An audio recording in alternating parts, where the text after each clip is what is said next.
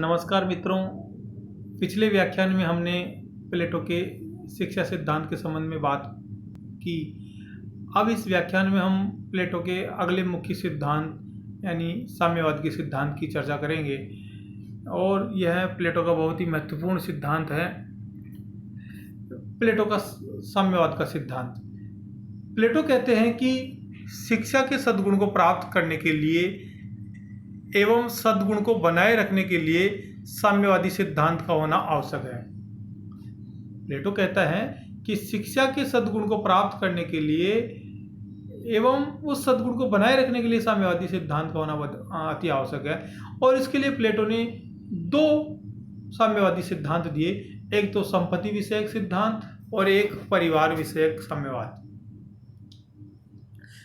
प्लेटो कहता है कि संपत्ति विषयक साम्यवाद के पक्ष में तर्क, ये बिंदु है। प्लेटो कहता है कि अभिभावक वर्ग के पास अपनी कोई निजी संपत्ति नहीं होगी और वे सार्वजनिक स्थानों पर निवास करेंगे, सार्वजनिक भोजनालयों में भोजन करेंगे। यानी व्यक्तिगत संपत्ति की यहाँ प्लेटो ने मनाही की है कि व्यक्तिगत संपत्ति किसी के पास नहीं होगी। इसके पक्ष में प्लेटो कुछ तर्क भी देता है कि एक तो व्यक्तिगत संपत्ति नहीं होगी तो समाज में असमानता नहीं होगी, क्योंकि जहाँ संपत्ति होती है वहीं गरीबी अमीरी, वहीं ऊंच नीच का भेदभाव होता है। तो समाज में समानता स्थापित करने के लिए व्यक्तिगत संपत्ति का नहीं होना ही आवश्यक है। दूसरा, कार्यकुशलता बढ़ेगी। प्लेटो कहता है कि संपत्ति नहीं होगी तो कार्यकुशलता अधिक होगी, क्योंकि अभी यहाँ लोग होड़ करते हैं, एक आगे से आगे बढ़ने की होड़ करते हैं और इसमें किसी के को पीछे धकेलने की भी कोशिश करते हैं। तो कार्यकुशलता, हालांकि इसकी आलोचना अधिक है इस बिंदु पे, लेकिन प्लेटो कह रहा है कि कार्यकुशलता बढ़ेगी, वर्ग संघर्ष नहीं होगा। ये बिल्कुल सही कह रहा है प्लेटो कि व्यक्तिगत संपत्ति होती है तो वहाँ वर्ग संघर्ष होता है। आपने देखा होगा भाई भाई के मध्य संपत्ति को लेकर विवाद हो जाता है, परिवार विखंडित हो जाते हैं, समाज टूट जाता है। तो संपत्ति विवाद का कारण तो है। और प्लेटो ये कह रहा है कि जब संपत्ति होगी ही नहीं किसी के पास तो संघर्ष किस बात का होगा, और जब संघर्ष नहीं होगा तो राज्य में एकता भी स्थापित होगी। क्योंकि अभी राज्य में विखंडन किस चीज को लेके, संपत्ति से संबंधित विवादों को, क्योंकि विवाद के तीन ही कारण है, जर, जोरू और जमीन। तो ये जो जर है, ये जो जर यानी संपत्ति है, ये विवाद का मुख्य कारण है। चाहे किसी भी प्रकार का विवाद देख लो, चाहे कोई जमीन प्राप्त करने की कोशिश कर रहा है, कोई धन अधिक प्राप्त करने की कोशिश कर रहा है, और उस चक्कर में जाति और सांप्रदायिक तनाव आए दिन देखने को मिलता है। तो राज्य में एकता स्थापित होगी, कर्म एवं चिंतन की शैली विकसित होगी। कर्म और चिंतन, ये प्लेटो कह रहा है कि इसे अभी लोग सब 99 के फेर में लगे रहते हैं, लेकिन जब संपत्ति का कोई महत्व नहीं होगा, जब अपनी कोई निजी संपत्ति नहीं होगी, तो व्यक्ति इतनी भाग दौड़, इतनी उठापटक नहीं करेगा और वह अपना कर्म करेगा और कुछ समय अपने चिंतन के लिए भी निकालेगा और व्यक्ति बड़ा स्वस्थ रहेगा, प्रसन्नचित रहेगा। ऐसा प्लेटो का मानना है। संपत्ति के साम्यवाद की आलोचना। अब यहाँ साथ में संपत्ति के साम्यवाद की कुछ आलोचना भी है। एक तो व्यक्तिगत संपत्ति के उन्मूलन से सामाजिक संघर्ष बढ़ेगा। प्लेटो कहता है कि व्यक्तिगत संपत्ति नहीं होगी तो फिर संपत्ति कैसी होगी, सार्वजनिक होगी, और जब सार्वजनिक संपत्ति होगी तो फिर उसमें संघर्ष की संभावना ज्यादा है। ये बिल्कुल सही है, क्योंकि सार्वजनिक संपत्ति को प्राप्त करने के लिए, हड़पने के लिए सब लोग लालायित रहते हैं, या उसका अधिक उपभोग करने के लिए। हड़पना मत मानिए, प्राप्त करना मत मानिए, लेकिन अधिक उपभोग करने के लिए लालायित रहेंगे। तो ये एक समाज में सामाजिक संघर्ष का कारण बन सकती है, संपत्ति का नहीं होना। क्योंकि जब निजी संपत्ति नहीं होगी तो सार्वजनिक संपत्ति का इतना महत्व भी नहीं होगा। आपको पता है, जो वस्तु सबकी होती है वह किसी की नहीं होती, और जो किसी की होती है वो किसी की नहीं होती। तो यह कहने का मतलब मेरा ये है कि व्यक्तिगत संपत्ति सामाजिक संघर्ष का कारण हो सकती है। व्यक्तिगत संपत्ति का उन्मूलन सामाजिक संघर्ष का कारण हो सकता है। समाज से परोपकार की भावना समाप्त होगी। अभी आपने देखा होगा कोरोना काल में बहुत से लोगों ने लाखों करोड़ों रुपए दान किए। जब संपत्ति होगी तो दान करेंगे ना, परोपकार की भावना आएगी ना। समाज के बहुत से लोग ऐसे हैं जैसे वृद्ध हैं, बच्चे हैं, बीमार हैं, अशक्त हैं, उन लोगों को संरक्षण के लिए, उन लोगों को सुविधाएं उपलब्ध करवाने के लिए कहीं ना कहीं संपत्ति की आवश्यकता होती है, और उसको कुछ परोपकारी समाज के कुछ परोपकारी लोगों के द्वारा किया जाता है। लेकिन यहाँ तो संपत्ति होगी ही नहीं, तो फिर ऐसे लोगों की समाज में बहुत उपेक्षा हो जाएगी, और हो सकता है ये बहुत बड़ा विवाद का कारण और बहुत बड़ा एक राज्य के लिए खतरा हो जाए। मानसिक रोगों का उपचार भौतिक साधनों द्वारा संभव नहीं हो सकता। प्लेटो मानसिक रोगों का उपचार भौतिक साधनों द्वारा करना चाह रहा है, लेकिन ऐसा नहीं हो सकता, क्योंकि संपत्ति के उन्मूलन से कुछ नहीं होगा। संपत्ति से तो व्यक्ति में उल्टी क्रियाशीलता आती है, व्यक्ति कुछ करने की सोचता है, व्यक्ति आगे बढ़ने की सोचता है, और वो अपने कार्य में कर्मठता से लगा। लेकिन जब संपत्ति होगी ही नहीं, तो फिर वो काम भी क्यों करेगा, और व्यक्ति का सर्वांगीण विकास कैसे होगा? काम ही नहीं करेगा, नीरसता आ जाएगी, और नीरसता आ जाएगी तो उसके दुष्परिणाम आप देख ही रहे हो। आज भी समाज में बहुत से लोग निठल्ले घूम रहे हैं, और उनका भार दूसरे लोगों को सहन करना पड़ रहा है। तो मेरा कहने का मतलब है कि संपत्ति से व्यक्ति, अब जैसे मान लो किसी को तनख्वाह ही नहीं दी जाए, तो वो काम क्यों करेगा, क्यों जाएगा कॉलेज में, क्यों जाएगा समय पर? तो कहने का मतलब मेरा ये है कि संपत्ति का होना बहुत जरूरी है, चाहे संपत्ति सीमित मात्रा में ही सही, लेकिन संपत्ति का होना बहुत जरूरी है, और ये व्यक्ति के सर्वांगीण विकास के लिए भी आवश्यक है। संपत्ति का साम्यवाद सभी वर्गों पर लागू नहीं किया। एक बात और कि उन्होंने संरक्षक वर्ग पर तो संपत्ति का साम्यवाद लागू किया, लेकिन उत्पादक वर्ग को इससे मुक्त रखा। प्लेटो कह रहा है कि उत्पादक वर्ग सीमित मात्रा में संपत्ति रख सकता है। तो उत्पादक वर्ग क्या लालची नहीं हो सकता?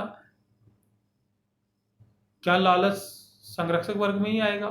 क्या राज्य संरक्षक वर्ग की संपत्ति रखने से ही विकृत होगा? तो ये प्लेटो के सिद्धांतों में कुछ विरोधाभास है, और इसलिए इस संपत्ति विषयक साम्यवाद की आलोचना की जाती है। अरस्तु खुद कहते हैं, उनकी खुद शिष्य अरस्तु कहते हैं कि परिवार राज्य की आधारशिला है तथा मनुष्य की राजनीतिक यात्रा का प्रथम सोपान है। ये परिवार के संबंध में अरस्तु, क्योंकि प्लेटो परिवार के साम्यवाद की भी बात करता है। प्लेटो का परिवार विषयक साम्यवाद। प्लेटो कहते हैं कि अभिभावक वर्ग का अपना कोई निजी या स्थायी परिवार नहीं होगा, ना कोई एक दूसरे का पति पत्नी होगा, ना उनकी कोई अपनी निजी संतान होगी, तथा बच्चे भी अपने माता पिता को नहीं पहचान सकेंगे, और उनका पालन पोषण भी सार्वजनिक शिशु गृह में होगा। यानी किसी भी व्यक्ति का अपना कोई निजी परिवार नहीं होगा। बार्कर कहते हैं कि परिवार के उन्मूलन का दिन राज्य की एकता के उद्घाटन का दिन होगा। बार्कर भी परिवार के उन्मूलन को अच्छा मानता है। हाँ, ये तो है कि कहीं न कहीं परिवार राज्य के विकास में और व्यक्ति के व्यक्तित्व के विकास में बाधा है, लेकिन व्यक्तित्व सकारात्मक पहलू भी तो है परिवार, इसकी बात हम करेंगे। परिवार विषयक साम्यवाद के पक्ष में प्लेटो निम्न तर्क देता है। एक तो व्यक्ति के पास पर्याप्त समय होगा। जब परिवार ही नहीं होगा तो व्यक्ति अपने आप के लिए पर्याप्त समय निकालेगा, वो चिंतन करे, वो सोए, वो काम करे, वो घूमे, वो कोई और राज्य के लिए आदर्शपूर्ण कार्य करे, या नवाचार से संबंधित कुछ काम करे, तो पर्याप्त समय होगा। राज्य की एकता में वृद्धि होगी, क्योंकि परिवारों के कारण लड़ाई झगड़े क्लेश का कारण है परिवार। परिवारों के कारण संपत्ति के विवाद होते हैं, परिवारों के कारण लड़ाई झगड़े होते हैं, परिवारों के कारण कुटुंब कबीले बन जाते हैं, फिर आपस में वो लड़ते हैं। तो प्लेटो ये कह रहा है कि अगर परिवार नहीं होगा तो राज्य की एकता में वृद्धि होगी, जनसंख्या संतुलन में सहयोग मिलेगा। परिवार ही नहीं होगा, और यदि आपको अस्थायी रूप से पति पत्नी बनने के लिए और बच्चे उत्पन्न करने के लिए कहा जाएगा, तो वो बहुत सीमित मात्रा में होगा, और उससे जनसंख्या का संतुलन भी बना रहेगा। और प्लेटो ने तो अपने आदर्श राज्य की जनसंख्या भी बहुत लिमिटेड बताई। उन्होंने कहा कि एक आदर्श राज्य के लिए 5040 की जनसंख्या होनी आवश्यक है, इससे अधिक जनसंख्या भी नहीं होनी चाहिए और इससे कम जनसंख्या भी नहीं होनी चाहिए। उन्होंने लगभग 5040 जनसंख्या उन्होंने बताई है। परिवार नहीं होगा तो कार्यकुशलता और एकाग्रता में वृद्धि होगी। बिल्कुल, परिवार की चिंता व्यक्ति को हमेशा सताई रहती है। तो परिवार नहीं होगा तो कार्यकुशलता में वृद्धि होगी, एकाग्रता में वृद्धि होगी। तो अगला बिंदु, यदि सार्वजनिक रूप से संतानोत्पत्ति की बात करता है प्लेटो, और वो कह रहा है कि इससे श्रेष्ठ संतानों की उत्पत्ति होगी।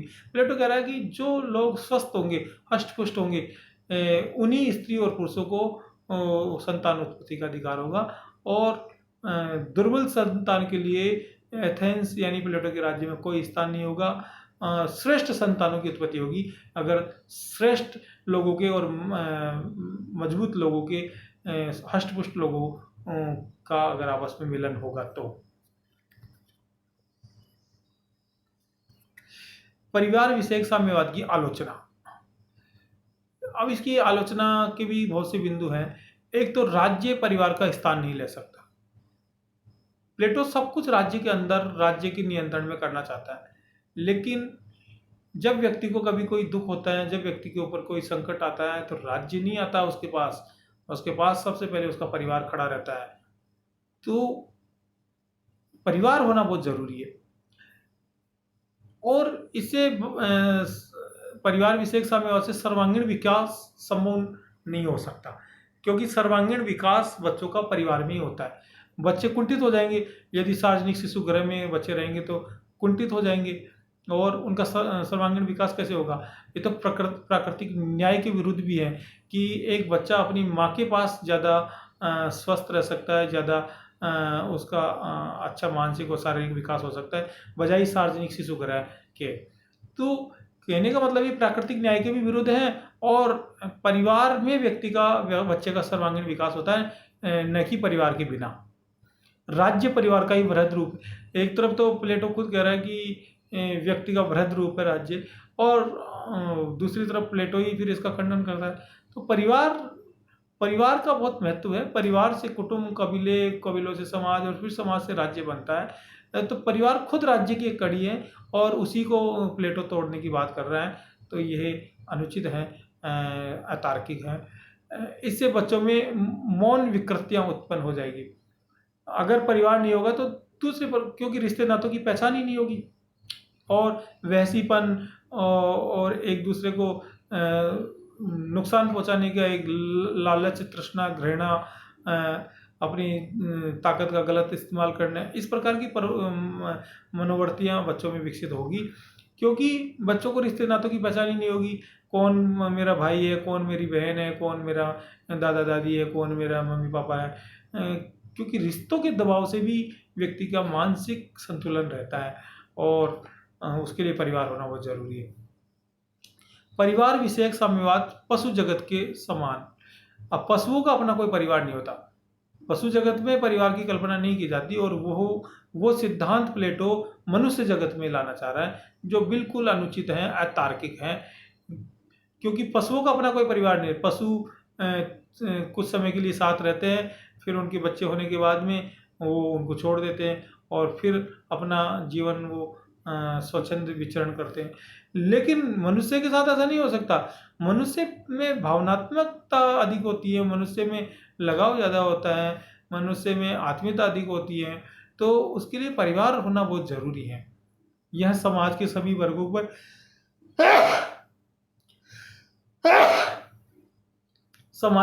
वर्गों पर लागू नहीं है।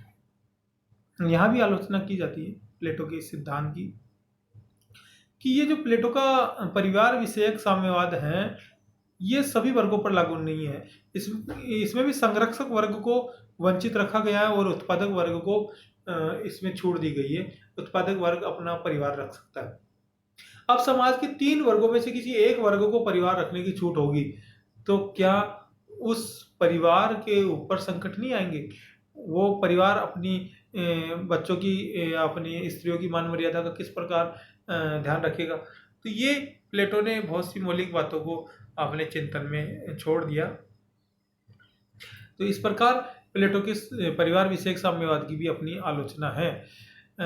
इससे आगे की चर्चा हम अगले व्याख्यान में करेंगे, और मैं समझता हूँ कि आज के इन व्याख्यानों से आपको कुछ समझ में आया होगा। बहुत बहुत धन्यवाद आप सभी को, और अगले व्याख्यान में मिलते हैं।